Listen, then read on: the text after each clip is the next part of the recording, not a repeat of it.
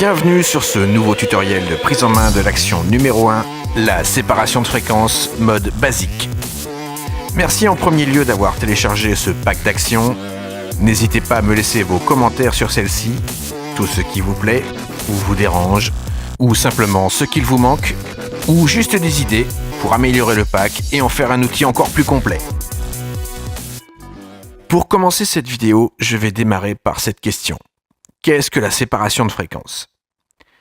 Je vais tout d'abord faire une analogie avec les fréquences musicales, car l'analogie n'est pas anodine. Que se passe-t-il lorsque l'on envoie un MP3 sur une enceinte hi-fi ? Le son passe dans un ampli, il est envoyé dans une enceinte, et le signal passe alors dans un filtre de séparation.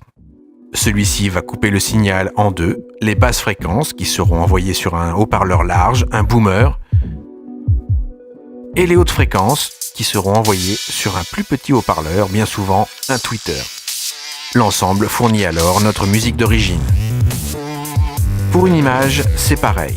On envoie l'image dans un filtre de séparation et on se retrouve avec un calque de basse fréquence, les couleurs, et un calque de haute fréquence, les détails, la structure, la netteté.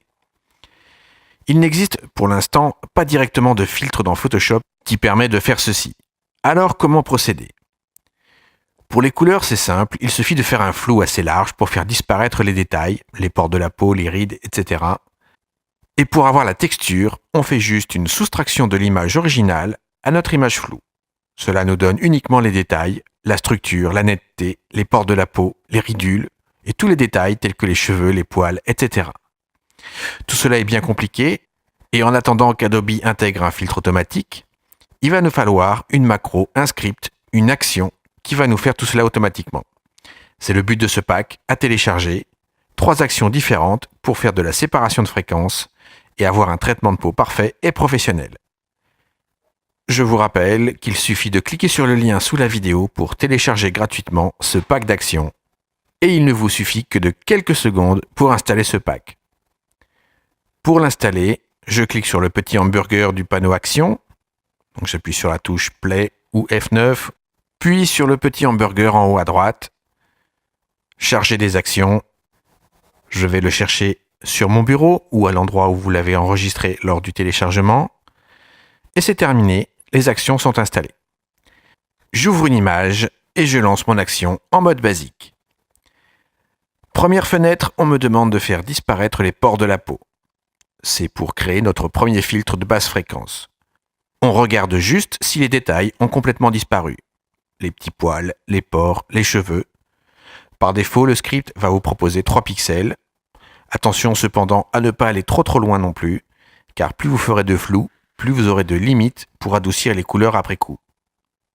Je valide et j'obtiens un deuxième point d'arrêt. On me demande un flou plus large.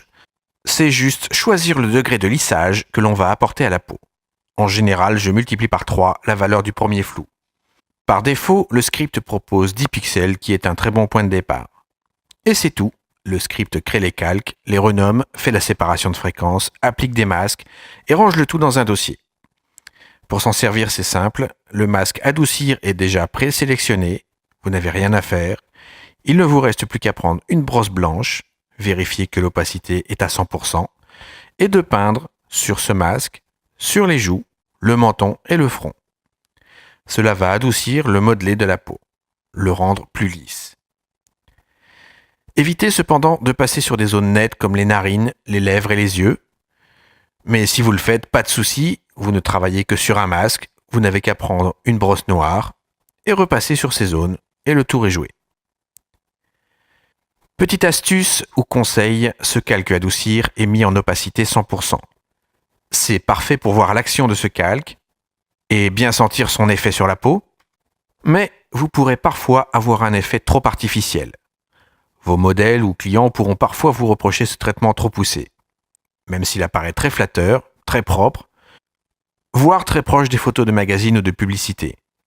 Mon conseil est donc de baisser le curseur de l'opacité de ce calque à 50% pour garder un effet naturel.